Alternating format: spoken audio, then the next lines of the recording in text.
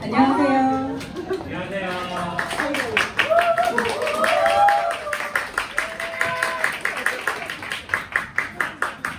거침없이 우아하게 젠더 살롱 북토크에 오신 여러분을 환영합니다. 저는 사회를 맡은 심상진입니다.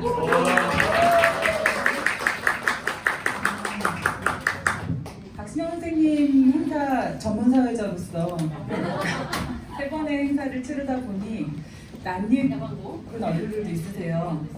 그래서 좀 우리끼리 다시 만난 것 같아서 반갑기도 하고, 이렇게 자주 보려면은 박신영 작가님은 더욱 가혹하게 글을 쓰게 해야겠다, 이런 생각도 듭니다.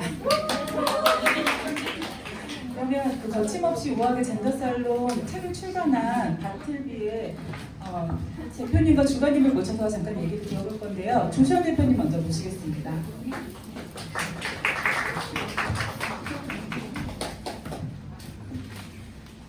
안녕하세요. 바틀비 2대 작부이자 대표인 조시연입니다. 반갑습니다.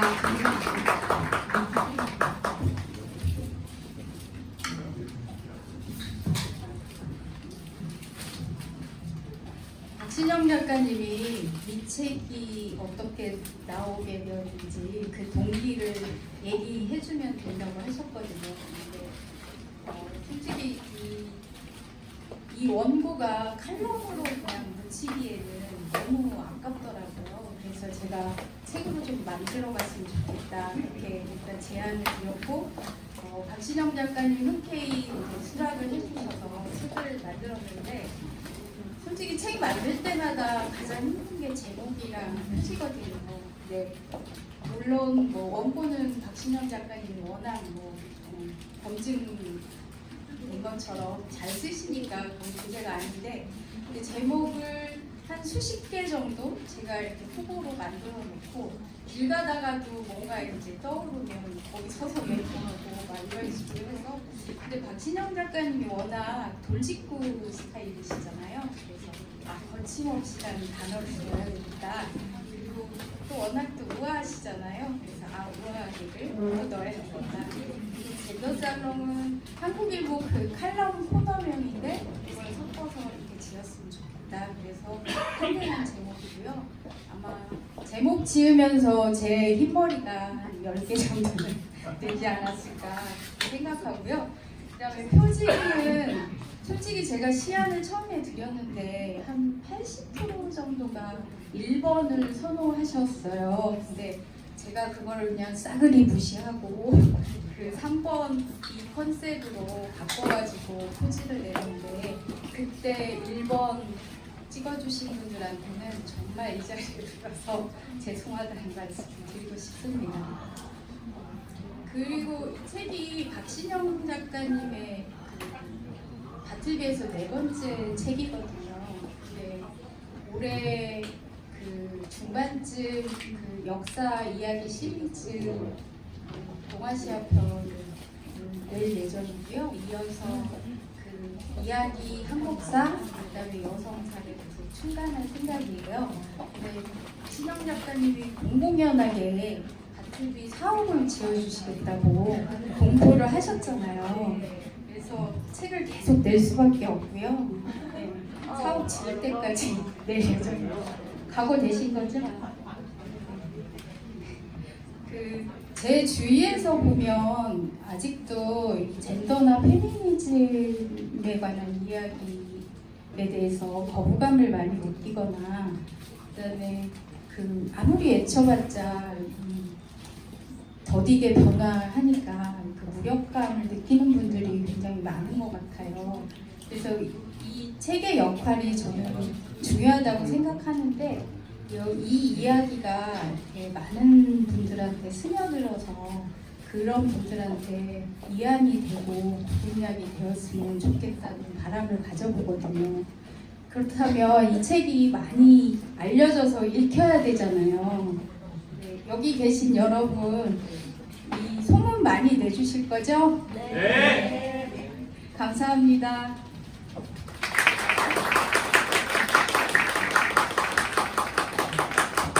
이어서 정희웅 주관님도 한 말씀 부탁드립니다. 네, 반갑습니다. 정의용 편집주간입니다. 요새 책을 잘 안 읽는다 그러잖아요. 근데 저는 이제 뭐 그게 고민이 아니고 지금까지 박주비에서 한 15권 정도 책을 냈는데 제 딸들이 20대 딸이 둘이 있는데 딸들이 안 읽어요 책을. 근데 그 제 딸들이 읽는 유일한 책이 박신영 작가님 책입니다. 그래서 만약에 이게 없었으면 제가 출판을 시작한 보람을 못 느꼈을 것 같아요. 제가 그 책 도서전 때문에 유럽 같은 데 가보면 그 제일 부러웠던 게 유럽의 이제 작은 서점들이 자기 지역 작가가 책을 냈을 때 마치 이제 조그만 파티하듯이 또는 뭐 축제하듯이 모여가지고 같이 맥주 한잔 커피 한잔 나누면서 책에 대해서 도란도란 얘기하고 이게 그 지역을 다 돌면서 뭐 한 바퀴 싹다를 하더라고요.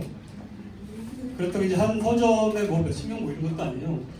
적으면 한 7~8명 이렇게 모여가지고 그런 식으로 책에 대해서 계속 얘기하고 작가를 칭찬해주고 정리해주고 이런 모습들이 굉장히 부러웠어요. 근데 오늘 보니까 그거는 사실 별것도 아니라는 걸 제가 알았습니다. 그러니까 나틀비가 이제 5년 된 출판사인데 경력 11년 된 밴드가 와서 공연을 해주시고 이 정도면은 저희도 유럽을 능가할 수 있다고 생각하고요. 세력스이라고 고생하신 그 박 작가님 정말 축하드리고 오늘 그 모여주신 여러분께도 감사드립니다. 고맙습니다.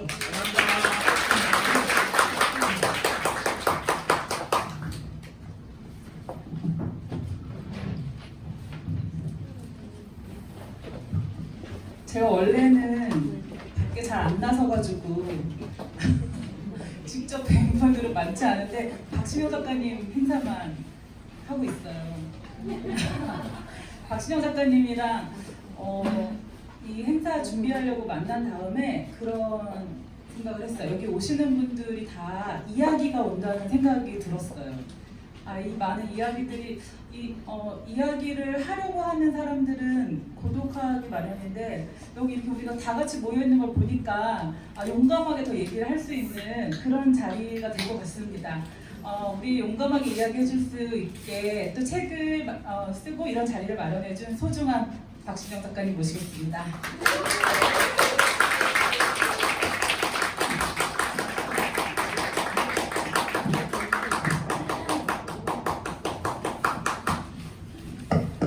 안녕하세요.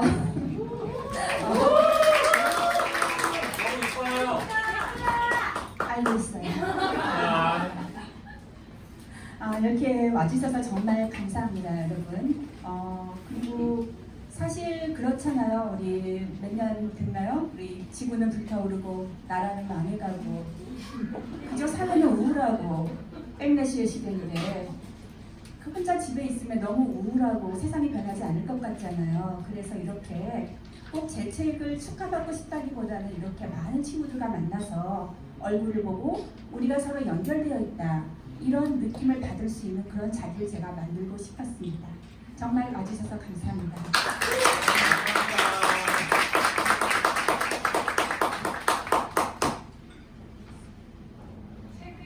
책을 많이 읽고 오셨는지 모르겠는데 저는 책을 막 줄치면서 읽었거든요. 근데 거기서 발견한 게 뭐냐면 박신영 작가님이 웃기고자 하는 열망이 너무 큰 거예요.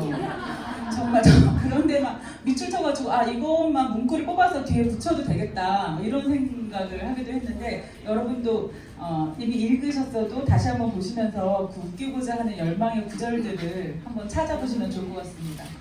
네, 북돋기 시작하겠습니다.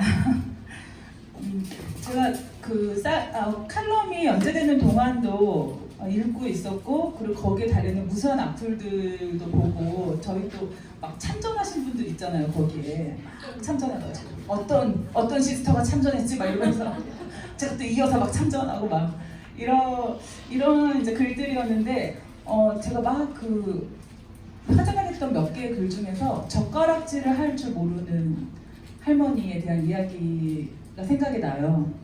숟가락 뒤축으로 이렇게 나무를 집어먹고 그러니까 상 위에 그릇이 아니고 그래서 이번에 젓가락질하는 사람들이 모여가지고 한번 이야기를 나눠보자 이렇게 생각했고요. 이제까지 쓴 책들이 좀 비슷한 맥락이 있어요. 이야기 속에서 박신영 작가가 궁금해했던 것들을 좀 찾아보는 그런 맥락의 책들이 많은데 이번 책을 어떻게 이 책은 이전 책과 어떻게 다르게 더 집중해서 어떤 면에 집중해서 쓰시게 되셨는지 얘기해 주시면 좋을 것 같아요. 네, 제가 사실 제 정체성이 두 가지인 것 같아요. 역사 에세이 작가, 또 하나는 페미니즘 에세이 작가.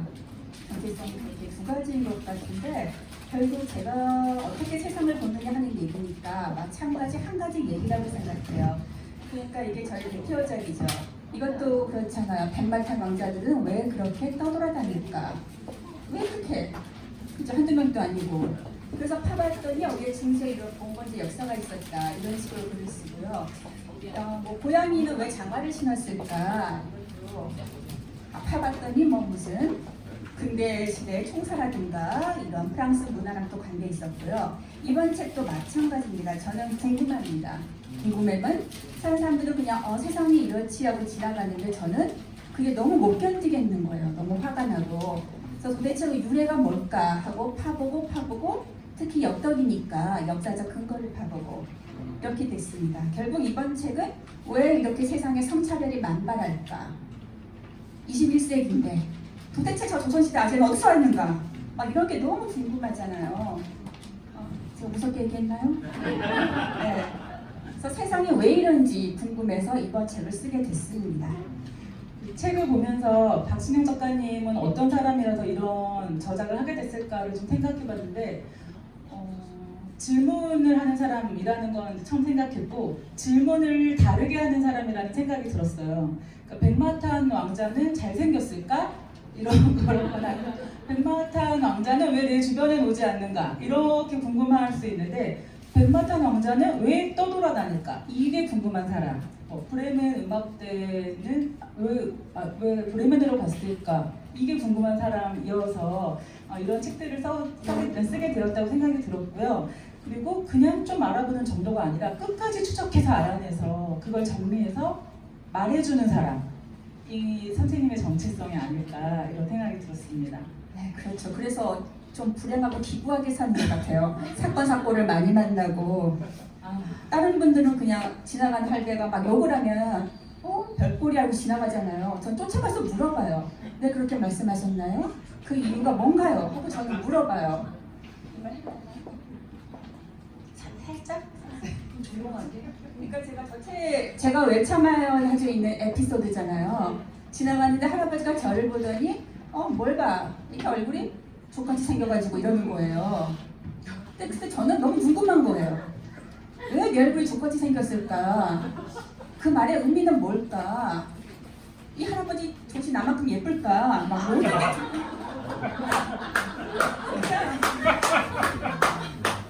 그냥 모든 게 궁금하잖아요.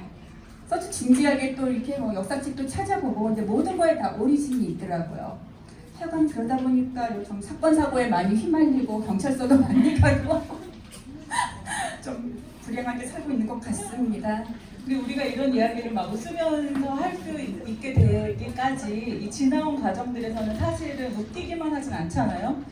이게 되게 고통스러운 순간이나 외로울 수밖에 없는 순간이 있는 것 같아요. 그런데 그때 책을 통해서 이 이야기를 나누었던 분들이 이것에 대해서 함께 이야기를 하고 기억해주고 분노하고 이런 것들이 박신영 작가를 다시 쓰게 만들고 또 질문을 하고 또 파고들고 또 말하게 하지 않았나 이런 생각이 들고 소중한 박신영 작가님만큼 여기 와주신 독자님들이 너무 소중하다는 생각이 다시 한번 듭니다. 명사회자. 이 책은 한국일보에 연재했던 그 젠더살롱 칼럼 54편 중에 20편을 가려 뽑아서 만든 책이에요. 어떤 기준으로 20편을 뽑으셨나요? 일단 우리 사회에 만연한 그런 성차별에 대한 멘탈리티를 잘 보여주는 이야기 위주로 골라서요.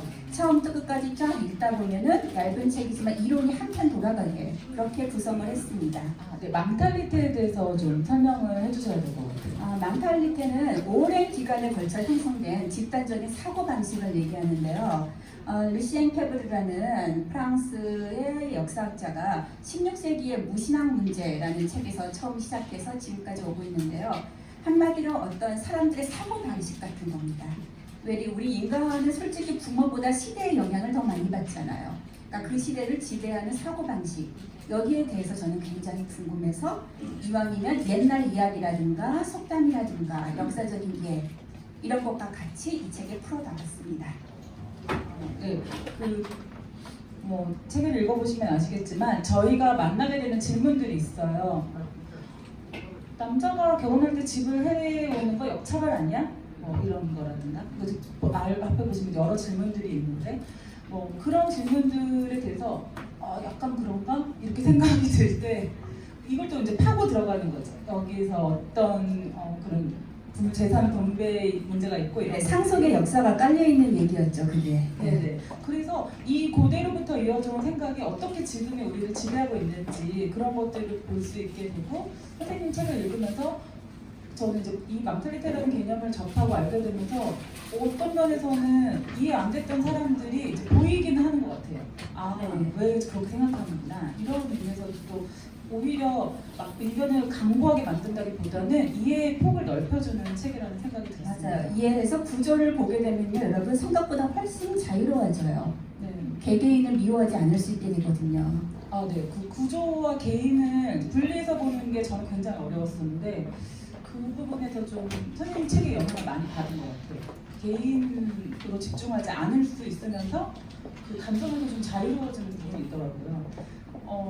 여기 이제 예로도 나오는 건데 운수 좋은 날은 다 교과서에 나왔기 때문에 이제 많이 보셨을 거예요. 근데 저는 책을 읽고 비로소 제가 그 운수 좋은 날에 그 남자 입장에서만 이 책을 이해했다는 것을 알게 됐거든요. 그 부분도 좀 얘기해 주시면 좋을 것 같아요.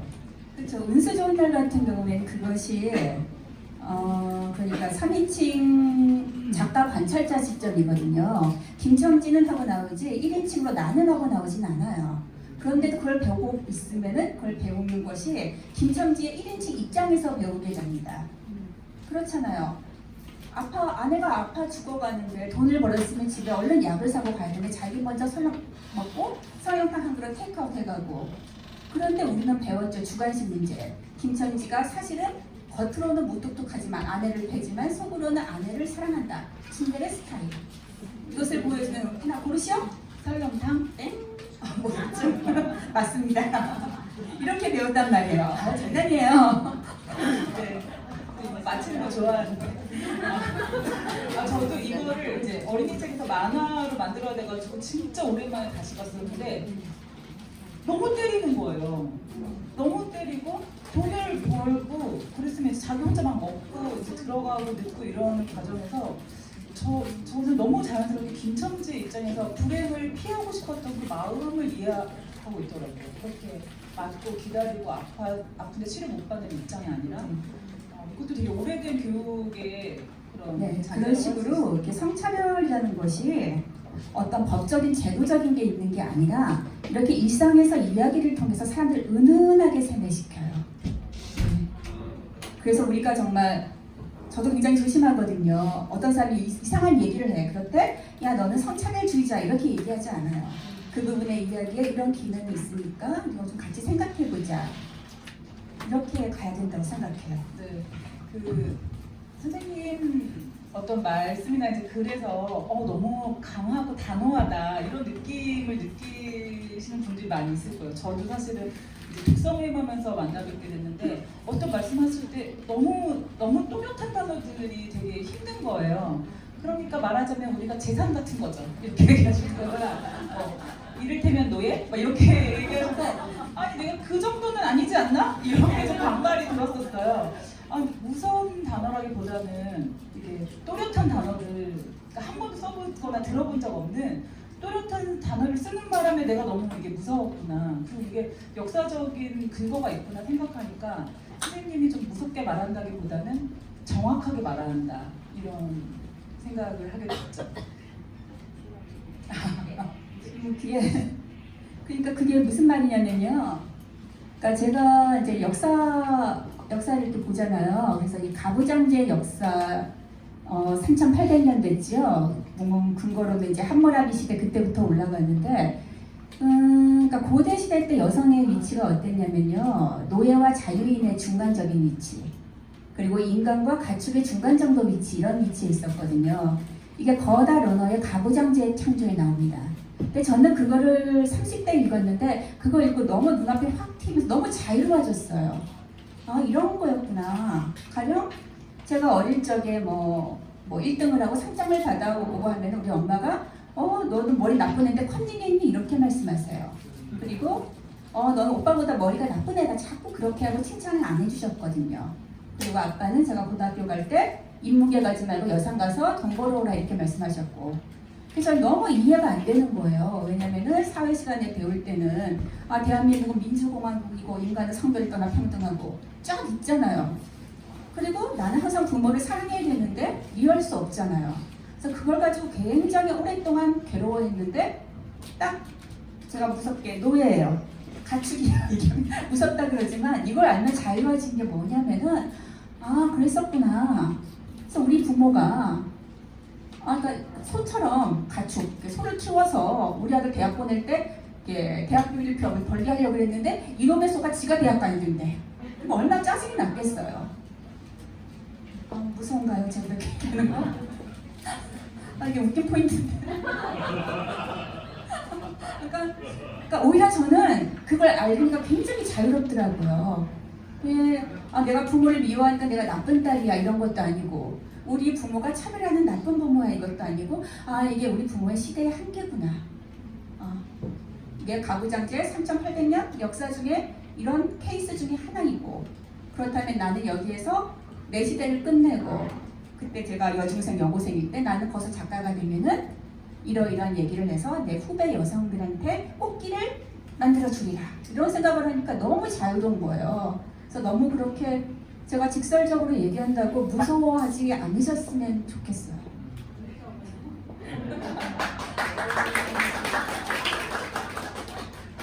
네, 그러면 이제 저 차별에 대해서 어렸을 때부터 이제 공부를 하고 이러면서 이제 구조를 파악하게 되셨는데, 그 차별의 구조에 대해서 좀 얘기를 해볼까요? 그 책에서 여성을 차별하는 것이 오히려 기득권이 지배를 하는데 용이한 구조다, 이런 그렇죠. 얘기를 하는 게 굉장히 신선했거든요. 그러니까 예를 들어서 운수 좋은 날 같은 경우라고 치면요. 그러면은 만약에 그 김첨지 아내가 매를 맞고 막 기어기어 가서, 그래서 그때는 어디죠? 일본인 순사한테 가서 신고를 했다고 해봐요. 그러면 일본인 신사가 어떻게 했을까요? 무시했겠죠. 왜? 100년 전이니까 당연한 거니까? 그게 아닙니다. 일본인 순사들이 보기에는요, 조선인 남성이 조선인 여성을 패는 게 좋아요. 왜? 자기네 일제강점기 지배자들한테 죽창 두고 담배 두는 것보다 그 분노의 에너지를 여자 때려 푸는 게 편하거든요. 이게 바로 차별의 구조입니다. 예. 그래서 어떤 집단을 다스리기 위해서는요, 그 집단 밑에 더 낮게, 더 차별받는 집단을 깔아줍니다. 일본 같은 경우에는요, 우리가 불악품인이라고 하시죠. 차별받고 천대받는 그런 집단이 있어요. 지금까지도 있어요. 그리고 마찬가지로 그 불악품인 중에 두 가지가 있는데, 우리나라의 백정 같은 에타라는 집단이 있고, 그리고 하나 또 집단이 있는데 희인이라고 합니다. 희인. 이게 한자로 비인이에요. 아니 비인간인. 인간이 아니라는 거죠. 그러니까 계속 여기까지만 인간이고 너희는 인간이 아니야. 그리고 그 인간으로 존경받는 사람들 밑에 더 낮은 계급을, 집단을 깔아둬요. 그게 바로 사회가 유지되는 방식입니다. 그래서 윤석열 대통령이 대통령 후보이던 시절에 이대남들을 잡는 정책을 한다 그러는데, 이대남을 위한 정책을 발표했나요? 아니죠. 여가부를 없애고 구도적 성차별은 없다 하는 식으로, 오히려 이대남 밑에 더 여자를 차별받게 깔아주는 식으로 하잖아요. 왜냐하면 그것은 상대적인 거니까. 내 밑에 더 낮은 사람이 깔려있으면 내가 잘 대접받는 느낌을 갖게 돼요. 이게 세상에, 그러니까 여자를 차별하는 구조가 사회의 지배 구조가 되는 겁니다. 그 말씀을 듣고 보니까 그 노동자들 사이에서도 정규직 그리고 정규직 위로 싸우는 게 아니라 비정규직과 싸우고 비정규직에서 더 짧은 단위의 비정규직 또 여성 비정규직 그리고 거기에 들어가려는 진입하려는 사람 이 차이를 계속 두어서 내 밑에 있으니까 분노가 위로 향하지 않고 이렇게 좀 관리하는 그 구조구나 이런 생각이 듭니다. 그거 일제 강점기 공장이에요. 아, 네. 그 말씀도 한번 해주세요. 선생님이 해주세요. 책 읽었는지 테스트다. 네. 임금에서 차별이 있습니다. 그 월급이요. 네네. 그 말하자면 이제 일본인 남성 노동자, 일본인 여성 노동자, 조선인 남성 노동자, 조선인 여성 노동자가 있는데 조선인 여성 노동자가 일본인 남성 노동자의 7분의 1의 월급을 받았습니다. 그러면 조선인 남성들은 자기 밑에 조금 달바 더 못 걷는 계급이 깔려 있기 때문에 만족하고 일본인 공장장에게 반항을 안 합니다. 그래서 그거는 제가 갑자기 들으면서 페미니즘이 나한테 주는 어떤 역할 제가 이걸 재구조 안에서도 아마 하고 있을 수도 있을 것 같아요. 그러니까 팀에서 신입 그다음에 뭐 지원자 이렇게 해가지고 그러니까 우리가 어쩌면 요 지배 계급의 그러니까 구조화한 그 차별의 구조를 정신 차리지 않으면 닮은 형태로 또 유지하겠구나 이런 좀 갑자기 반성적인 생각이 듭니다. 그러니까 저희 어릴 때 20세기니까 많이 미개했잖아요. 이렇게 아버지가 집에서 애를 많이 패고 그 미개했던 20세기. 근데 그래서 이제 아버지가 이제 집에 와서 막 애를 패면서 막 내가 너희를 벌어먹이느라고 야근도 하고 힘들고 막 그러면서 그런데 왜 공부도 하고 내 말 안 듣니 하면서 패는데 이게 이해가 되십니까? 말이 안 되는 거죠. 야근해서 힘들면 집에 와서 애를 팰 게 아니라 회사에 가서 사장을 패야 돼요. 그죠? 그래야지 체제가 바뀝니다. 근데 그게 아니라 계속 아내와 아이를 패게 사회가 그걸 인정을 해줘요. 그럼 사회가 발전이 없습니다.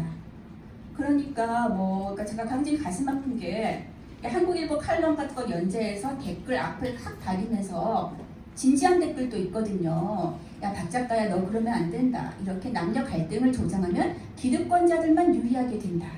근데 아니죠. 남녀 갈등이 없어져서 여자가 그냥 당하고만 살면 그러면은 그 여성에게 패고 차별하고 스트레스를 풀고 기득권층에게 저항하지 않습니다. 그래서 기득권자들이 더 좋아지게 됩니다. 그러니까는 이런 식으로 성차별, 성갈등에 대해서 얘기하는 거 더 많이 얘기해야 된다고 저는 생각합니다. 말씀해주신 그 남녀 차별도 그러니까 여성 차별이 아니라 그러니까 남녀 갈등 이렇게 하잖아요. 흑백 갈등 이렇게. 그러니까 말이 안 되죠. 그죠. 네, 이런 것도 언어로서 사람들을 지배하는 네. 그런 게 굉장히 많아요. 상진선 그 얘기 하셨잖아요. 이렇게 선배 남성들이 나는 가정적이야. 난 술, 담배, 여자 안 해. 여자가 물건이야 왜 들어갈까? 너무 이상하죠. 그게 어떤 남자가 좋으냐 이렇게 했을 때 그 술, 담배, 여자, 도박 이런 거 안 하는 사람이었는데 여자를 안 하는 게 뭘까?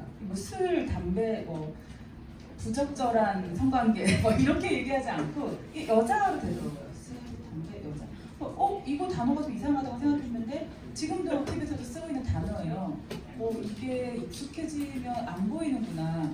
근데 저희는 이미 익숙하고 너무 젖어있기 때문에 낯설게 보고 자꾸 새롭게 보고 구조를 보고 하는 그런 좀 계기를 많이 만들어야 될 것 같아요. 이 칼럼도 그런 좋은 계기가 됐던 것 같습니다. 네. 그 단어에 대한 얘기가 나와서 이제 이야기에 대한 이야기를 해보고 싶은데 젖어 들어있다 이런 표현하셨잖아요. 네, 그렇죠. 네. 그러니까 저는 계속 강조하는 게 개개인이 나쁘다는 게 아니라 우리 사회 문화 자체가 이런 요소가 있기 때문에 그것을 우리가 깨닫고 나쁜 물을 빼야 된다는 거예요. 말하자면 우리가 그런 거 있잖아요. 여러분 오이지 똑같은 오이예요. 하지만 소금물통에 들어가면 오이지가 돼요. 단축물통 안에 들어가면 오이 피클이 됩니다. 그죠? 오이는 아무 잘못 안 했어도 그 통 안에 들어가면 그런 물이 배는 거예요. 그러면 그런 물을 빼서 우리가 맛있는 요리를 하려면은 다시 맑은 물 속에 담그잖아요. 그런 식으로 새로운 이야기를 보고 새로운 책을 읽고 새로운 사람을 만나고 새로운 이야기를 찾고 우리한테 배어있는 낙곡물을 빼고 그게 굉장히 중요한 작업이라고 저는 생각합니다. 아, 네. 그 물을 빼는데 저한테 되게 중요했던 건 언니들이었던 것 같아요. 저를 키운 그 8알의 언니들 중에 그 진짜 언니도 있고 선생님들도 있고 역사 속의 언니들도 있고 그렇잖아요. 그 이제 이런 사회 구조를 인식하게 하고 함께 탈출을 도모하게 만들었던 선생님의 언니들이 있다면 어떤 분들이 있을까요? 아까 얘기한 거다 러너 같은 경우, 그러니까 저는 그 역사 작가들이라든가 여성 역사자들이 있습니다. 그런데 그분 중에 거다 러너도 이제 아르메니아 그쪽인가요? 거기서 망명해서 미국으로 오고 유태인 출신으로 오신 분도 있고 그런 식으로 여성 사학자들이 자신의 어떤 약자성을 느끼고 대학에서 공부를 시작하면서 그때부터 뭘 공부하냐면 흑인 여성사 같은 걸 공부하시는 분들이 굉장히 많아요. 그러니까 서로 왜냐하면은 이게 여러분 페미니즘이라는 게 뭐 남자를 혐오한다고 절대 아니고요. 이게 어떤 학문이 혐오한다는 걸 학문이 되는 게 말이 안 되는 거잖아요. 예, 그건 아니고 거기에 관한 좋은 정의는 벨북스가 내렸으니까 저는 아주 간단하고 무식하게 얘기해서 우리가 태어날 때 랜덤으로 받은 거 가지고 좀 차별 좀 안 했으면 좋겠다. 저는 그렇게 생각하거든요. 그리고 또 특히 이 페미니즘에서 얘기하는 게 남자와 여자의 관계만 얘기하는 게 아니에요. 특히 우리가 페미니즘 여기 많은 여자 친구들 계시지만 이걸 알아야지 우리가 여자와 여자의 관계도 좋아질 수 있어요. 왜냐면은 남자가 여자를 차별하는 게 성차별이 아니라 세상 모든 사람들이 전부 다 여자를 차별해요. 좀 더 얘기해 보자면 이때 여자는 계집여자가 아니라 남을 여자라고 생각하면 돼요. 자기네 집단에서 우리만 정상, 우리는 남성, 나머지 집단은 전부 비정상 여성. 그런 거 이제 성소수자라든가 아니면은 외국인 노동자라든가 그런 식으로 이게 좋겠다. 여집단이에요. 자기 빼고 나머지 여집단을 전부 차별하는 거. 그런 구조를 똑바로 보자는 게 저희는 제가 대표 같다.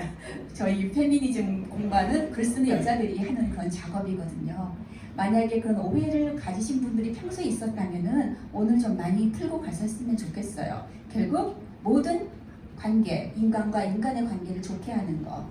또 인간과 길고양이의 관계. 여기 얼마나 고양이들 보시는 분들 많으세요.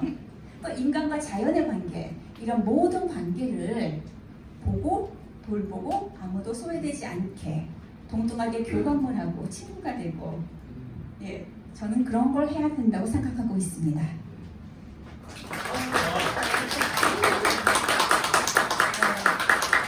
이거를 볼 수 있을 때 진짜 우정을 할 수 있는 것 같아요.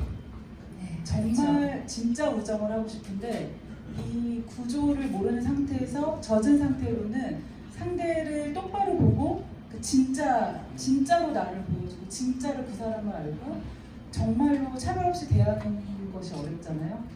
그래서 진짜 우정을 하자. 북한 페미니즘이 이렇게 좁히고 단단하고 이렇게 안으로 하는 것이 아니라 굉장히 넓게 열고 싶어서 하는 거구나. 그런 것을 책을 보면서 많이 느꼈고 더 열자, 더 비인간의 범위로 더 나아가서 다 인간으로 들어오자.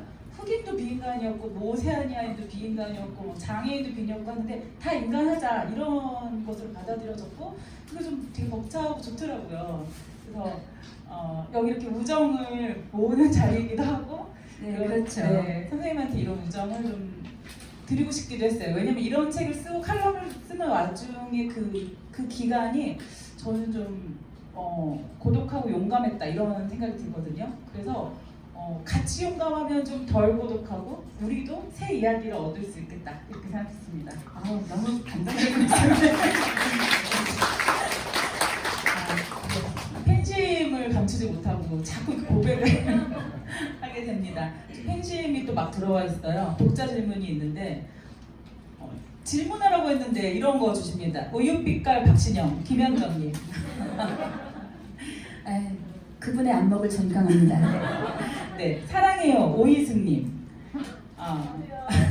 그리고 응원과 지지를 보냅니다 김보미님. 네, 감사합니다. 이렇게 서로 모여서 이렇게 더 나은 세계를 꿈꾸며 새로운 이야기를 찾는 우리 서로의 존재가 서로의 응원이고 지지이고 보람인 것 같습니다. 네, 작가님 궁금해서 뵙고 싶어 신청합니다. 김미라님 어디 계십니까? 보셨습니까? 보니까 어떠세요? 숨으셨습니까? 네. 건강하고 행복하고 건강하게 오래오래 글 써주세요. 이은주님. 네, 네. 전 사실 지금 굉장히 행복합니다.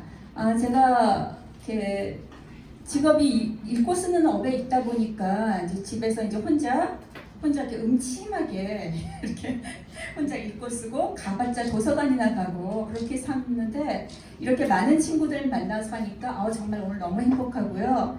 정말 정신건강, 육체건강 관리 잘해서 집에서 스쿼트도 많이 하고 해서 건강하게 오래 글을 쓰겠습니다. 네. 그리고 직접 여쭤볼게요. 박사님. 너무 많아서 못 적으니까 없음. 최성영님 이렇게 또 말씀 주셨습니다. 네, 두 분은 너무 많고 직접 여쭤보겠다니까요. 이따 끝나고서 이 자리에서 맥주 뒤풀이 할 거니까 그때 제 옆에 앉아서 많이 물어봐 주세요. 네. 그리고 최정님이 저랑 또 비슷한 마음으로 질문 주셨는데 작가님의 담대함은 어디서 나오는 겁니까? 제가 담대한가요? 네. 그런가요? 네. 저는 잘 모르겠습니다. 그냥 나약하니까. 네, 입새에 스치는 바람에도 괴로워하는데 왜 자꾸 사람들이 나를 거칠다 그러지? 네. 일단 평가는 타인이 하는 거니까. 그런데 일단 담대한 면이 있다면 어디서 오냐 생각하면은 저는 제가 역덕이잖아요. 그래서 긴 시간에서 항상 사건을 보고 생각하고 해결하고 그러는 버릇이 있습니다. 그러니까 예를 들어서 지금 여기 제 친구들이 저랑 15년 된 예스 블로그에서 독감수다 만난 친구들, 또 페북에서 이렇게 시위하다 만난 친구들 이런 친구들이 있는데 친구들이 좀 저랑 친해지면 걱정을 해요. 이렇게 작가로서 이렇게 좀 너 못 먹어서 마른 거 아니냐 뭐 이런 걱정도 하고. 근데 저는 역덕이기 때문에 긴 시간의 흐름을 생각하기 때문에 하나도 걱정이 안 되거든요. 제 마음은 벌써 인쇄 1억 작가예요. 왜? 1년에 250씩 40년만 버티면 인쇄 1억이 돼. 그죠? 그러면 그때 가서 40년 후에 제가 인쇄 1억 작가가 될 걸 생각하고 제가 미리 지금 목에 힘을 주고 잘난 척을 하고 용기를 갖고 이렇게 살게 되니까 아무래도 좀 뭘까요? 맷집이 세지고 웬만하면은 일이 일비하지 않고 저 댓글 싸움도 잘하고 악플라고도 잘 싸우고 끝에 가면 내가 이기니까 이런 생각을 하고 사는 것 같습니다. 질문 감사합니다. 네. 또 이소희님께서 왜 그렇게 내내 멋있으신지 이런 말씀도 해주셨습니다. 저를 좋게 보고 사랑하는 눈으로 봐주시니까 그렇게 보이는 겁니다. 서로 알아봐서 그냥 당신을 위해서 계속 멋있게 살도록 하겠습니다. 마이크 들고 플러팅하고.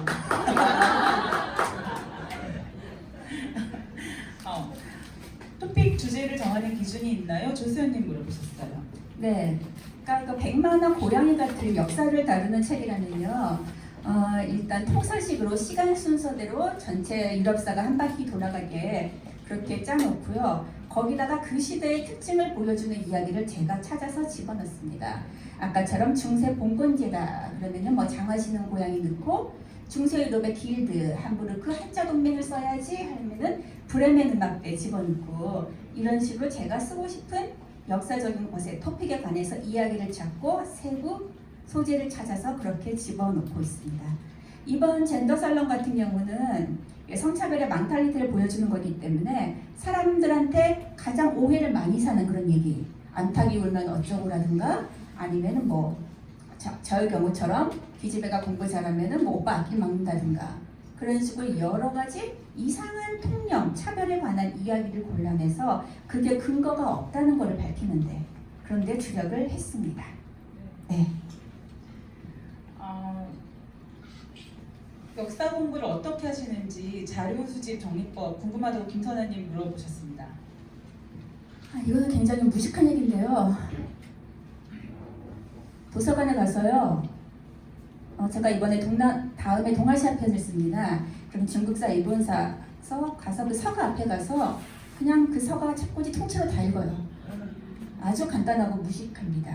그리고는 그런데 그렇게 하면 책값도 많이 들고 하지만 그리고 이제 인터넷 서점 ES24 같은데 딱 뭐 중국사 쳐서 쭉 나오는 거 다 읽어요.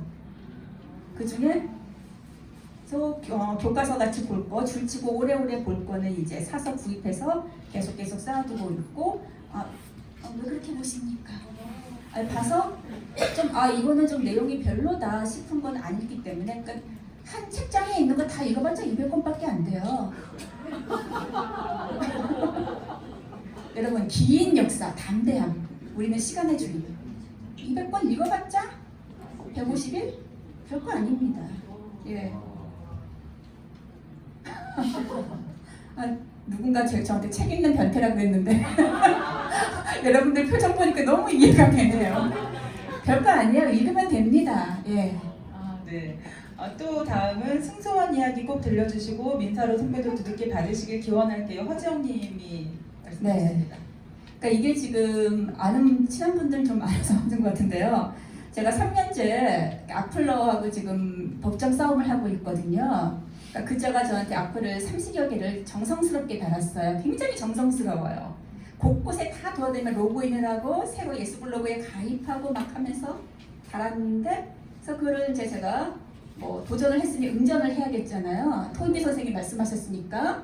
그래서 응전을 해서 고소를 했는데 당연히 모든 증거가 다 있고 그자가 벌금 100만 원 실형을 받았어요. 그런데 또 악플을 또 남기더라고요. 정의는 이긴다. 박진영 뭐 법정에서 보자 하면서 정식 재판을 신청하고 그래서 졌어요 저한테. 그 다음에 이제 페북에서 유명한 비싼 변호사를 써서 패치니스도 모르는데 그래서 항소를 했어요. 그런데 굳이 인터넷에 증거가 다 있기 때문에 저 증인을 안 불러도 되거든요. 근데 저를 증인으로 신청해가지고 앞에 두고 50분 동안 저를 취조를 했거든요. 그것도 제가 이겼어요. 그쪽이 졌어요. 예. 이 얘기는 좀 그러나? 아니 근데 제가 피해자고 악플 사건 때문에 온 거잖아요. 근데 그 변호사가 저 사건이죠. 제가 왜 참아야죠. 제가 작가 되기 전에 직장 생활을 할 때 직장 성폭력 사건이 있어가지고 사장을 고소해서 징역 6개월을 먹인 적이 있었거든요. 그 경험이 제가 왜 참아야죠. 저 책에 있어요. 저기 판매하고 있으니까 사가세요. 근데 저 사건에 있었던 관계가 없잖아요. 그런데 그 변호사가 저한테 저걸 취조하더라고요.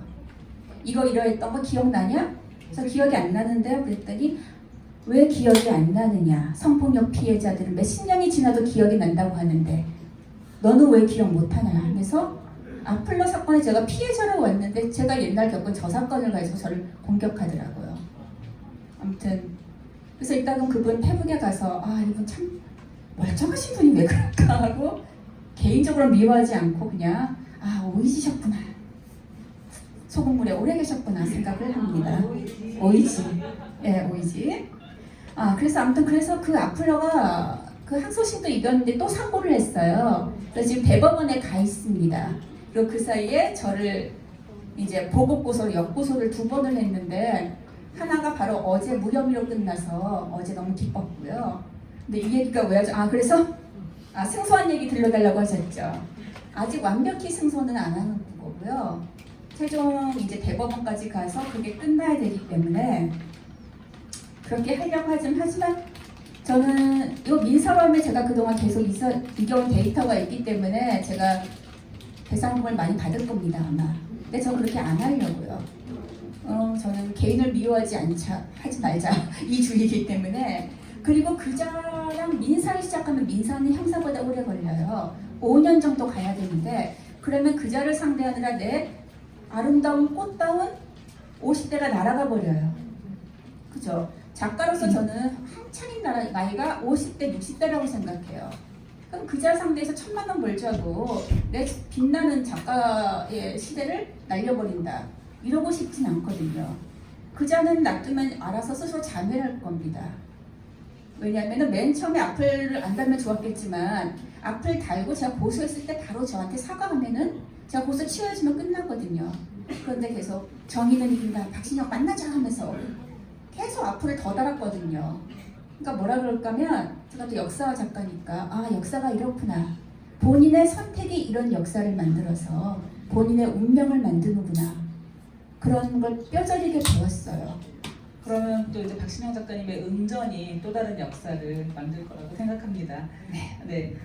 스트레스 해소법 물어보신 문슬기님이셨나요? 스트레스 해소법. 저도 이제 이 일련의 이야기를 들으면서 너무 무섭고 너무 스트레스 받을 거라는 생각이 좀 걱정스럽기도 했거든요. 근데 오늘 너무 밝게 나오셔가지고 안심되기도 하고 저도 역시 이 스트레스 해소법이 궁금하기도 합니다.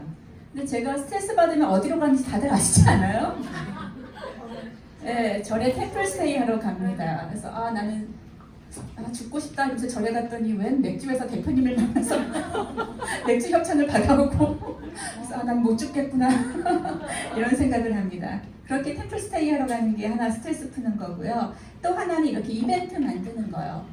지금 이게 우리가 4번째 만나는 건가요? 책 나올 때마다 했으니까. 그래서 이제 책을 쓰고 힘들 때, 악플랑스하고 힘들 때 그러면 이제 이것만 끝나고 책 나오면 친구들 만나 놀아야지.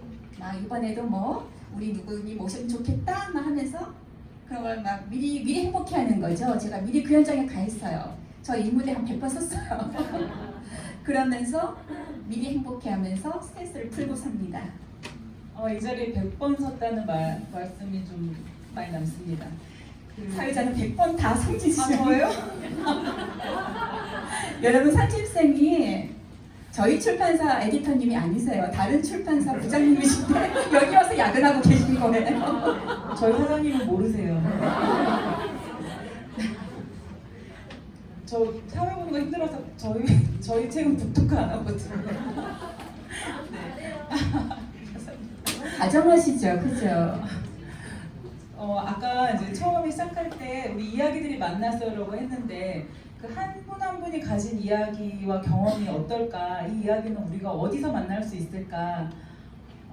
여러분의 이야기가 궁금하기도 하고 여러분의 이야기는 어디 가서 만날 수 있을까? 이런 생각이 들기도 합니다. 박신영 작가님이 여성 사료가 되게 부족하다는 말씀을 해주셨어요. 네.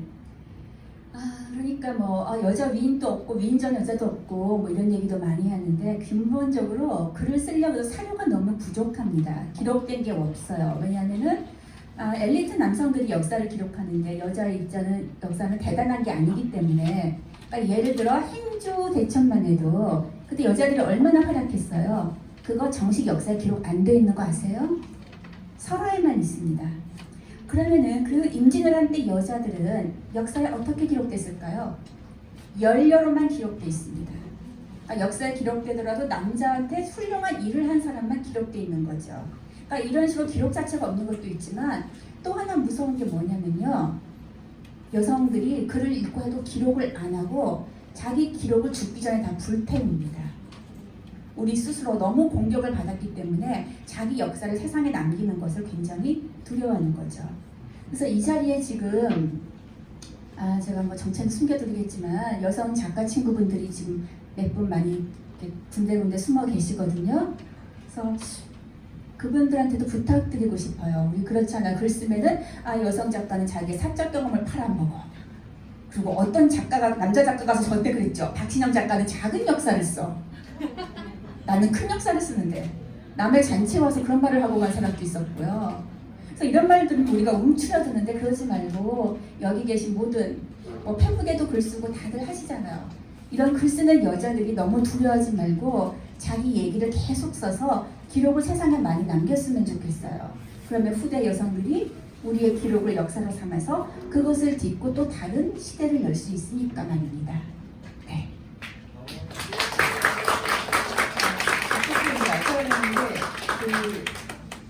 이 책의 머릿말에 보면은 저는 이게 되게 인상적이었는데 옛날에 왕들이 치수 사업을 해서 물을 잡는 자가 또 나라를 다스리는 거잖아요.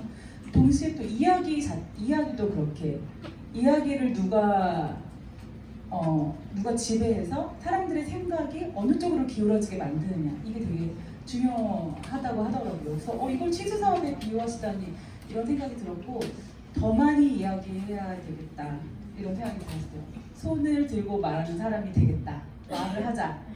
말을 해서 내 이야기를 하고 상대 이야기를 들어서 이야기로 넘치게 해서 이야기로 이겨야겠다 이런 생각이 이야기는 듭니다. 힘이 세다.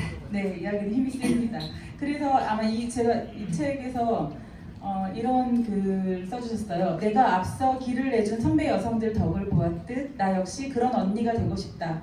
뒤에 오는 여성들이 꽃길을 걸을 수 있도록 꽃씨를 심는 마음으로 이 책을 낸다. 네, 감사합니다. 감사합니다.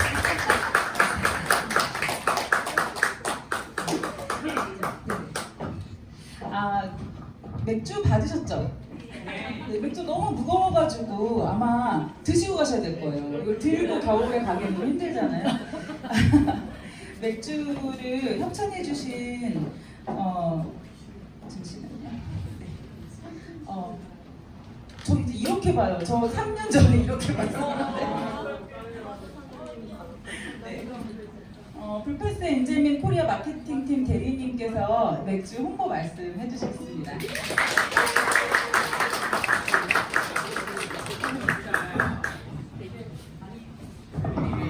대리님은 아니고요. 제가 아까 말씀드렸던 뜬금없이 절에서 만난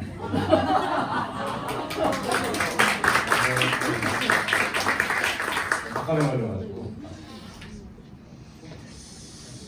오늘 사실은 제가 박신영 작가님을 절에서 뵙고 이렇게 너무 재밌지 않습니까? 저도 한 20년 절을 다니면서 이런 적이 처음이어가지고 저 스님하고 하이파이브라고 한 적이 있는데 그런 정도로 정말 특이한 경험이었습니다. 근데 정말 너무 커피 한 잔 마시면서 이렇게 얘기를 나누는 시간이 너무 좀 저한테는 새로운 세상 같은 느낌이었고 제가 이제 경영을 오래 하다 보니까 사실 솔직히 말씀드리면 좀 정적인 거에 굉장히 좀 무디어 있는 사람이었는데 작가님을 통해서 그런 부분에서 다시 한번 좀 제가 유연해지지 않았나 이런 생각을 하게 됐습니다.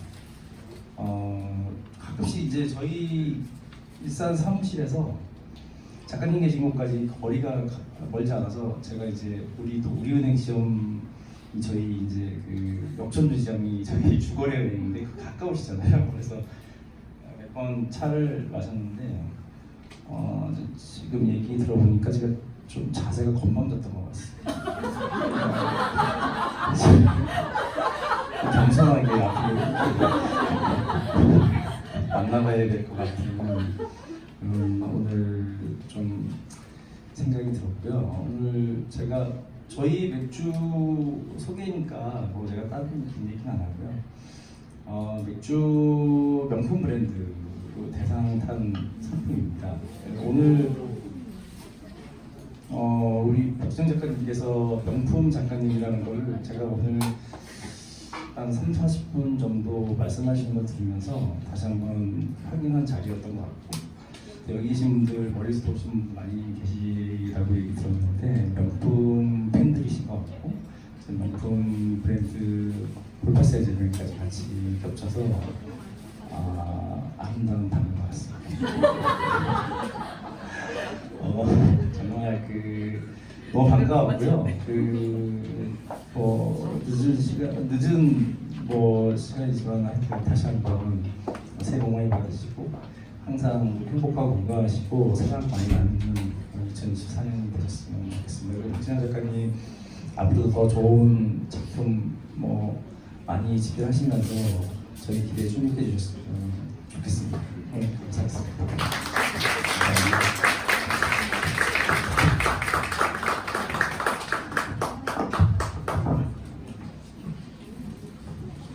박수현 작가님 댁으로 맥주를 박스에서 벽처럼 싸가지고 보내주신 거예요. 그래가지고 몇 명 불려가서 모든 맥주 다 먹고 쓰러진 적 있습니다. 제가 여기 이제 들어와서 너무 화려하고 멋진 분들이 여기 계신 거예요. 이럴 줄 알았는데 저도 불빛 들어오는 머리띠 있거든요. 그거 갖고 왔을 텐데 못 갖고 와서 좀 아쉽습니다. 직장인 밴드 빨간 스타킹 밴드가 추가 공연할 거고요. 이제 공연 무대 준비하실 겁니다. 기대해 주세요. 요거 다음